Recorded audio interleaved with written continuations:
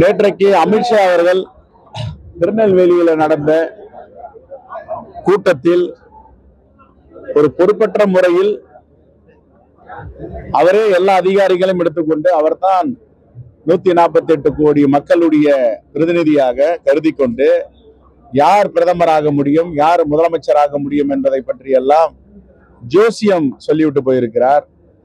இந்த ஜோசியம் RSS பாஜகவுக்கு வேண்டுமானால் எடுபடலாம்.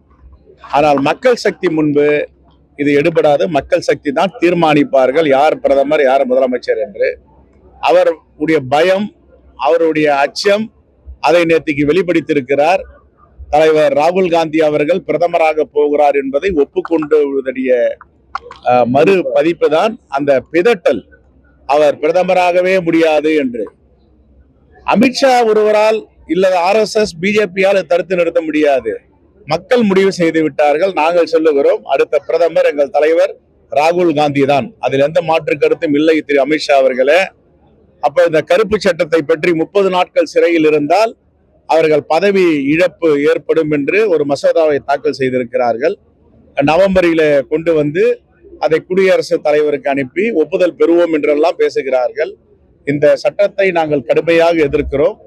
ஒரு காலத்தில் குற்றவாளிகள் என்று தீர்ப்பளிக்கப்பட்டால் 2 ஆண்டுகளுக்கு மேல் அவர்களுக்கு பதவி இழப்பு உச்சநீதிமன்றம் சென்று போராடி அதற்கு பிறகு இருந்தது.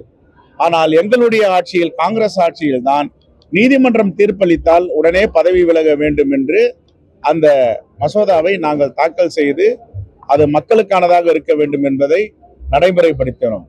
ஆனால் 30 நாட்களுக்குள் யாராவது சிறையில் இருந்தால் நாங்கள் தகுதி இழப்பம் செய்வோம் என்பது இது கருப்பு சட்டம். இது பிரிட்டிஷ்காரர்கள் சட்டத்தை விட கொடுமையான சட்டம். இதை வன்மையாக கண்டிக்கிறோம். இதை தொடர்ந்து எதிர்ப்போம். நேற்றைக்கு அமித்ஷா அவர்கள் பேசிய பேச்சு எந்த விதத்திலும் நியாயம் கிடையாது. உண்மைக்கு புறம்பான கருத்துக்களை அவர் சொல்லி இருக்கிறார். ஆகவே மக்கள் சக்தி தான் தீர்மானிக்கும் என்பதை மீண்டும் மீண்டும் மீண்டும் அவருக்கு நினைவுபடுத்த விரும்புகிறோம். அதானி சம்பந்தமாக சொல்லியிருக்கீங்க. அதானிக்கு ஏன் பிரதமரும் பிஜேபியும் சப்போர்ட் பண்ணணும்னு நினைக்கிறீங்க?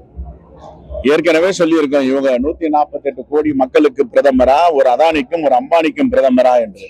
யாருக்காக இந்த ஆட்சியை செய்கிறார்கள் என்று ஏற்கனவே 6 லட்சம் கோடிக்கு மேல் யாருடைய கடனை இவர்கள் தள்ளுபடி செய்திருக்கிறார்கள். மக்களுக்கான ஆட்சி என்றால் மக்கள் ஒரு டிராக்டர் வாங்கினால், ஒரு விவசாய கடன் வாங்கினால் அவர் வீடுகளில ஜப்தி. அம்பானிக்கும் அதானிக்கும் லட்சக்கணக்கான கோடிகளை கடன் தள்ளுபடி செய்திருக்கிறார்கள். கேபினெட் அதற்கு அப்ரூவல் கொடுக்கிறது. அப்படி என்றால் யாருக்கான ஆட்சி இது? எல்லா மக்களுக்குமான ஆட்சியா? இதைத்தான் கேட்கிறோம். இதை கேட்டால் இதை திசை திருப்புவதற்கு இவர் பிரதமராக முடியாது, அவர் பிரதமராக முடியாது என்றால் இவர்கள் யார் அதை சொல்லுவதற்கு? மக்கள் சொல்ல வேண்டும், மக்கள் தீர்மானிக்க வேண்டும். மக்கள் சக்தி தான் மகேசன் சக்தி என்று சொல்லுகிறார்கள். அவர்கள் தான் தீர்மானிப்பார்கள். ஆகவே நேற்றைக்கு நெல்லையில பேசிய அமித்ஷாவுடைய பேச்சு பயத்தின், அச்சத்தின் அடிப்படையில பிதற்றி இருக்கிறார். அவரே ஒப்புக்கொண்டிருக்கிறார் தலைவர் ராகுல் காந்தி பிரதமர் ஆவார் என்று. செய்திகளை உடனுக்குடன் தெரிந்து கொள்ள கீழ்கண்ட கேபிள் மற்றும் DTH நெட்வொர்க்குகளில் எம்நாடு செய்தி தொலைக்காட்சியை காணுங்கள்.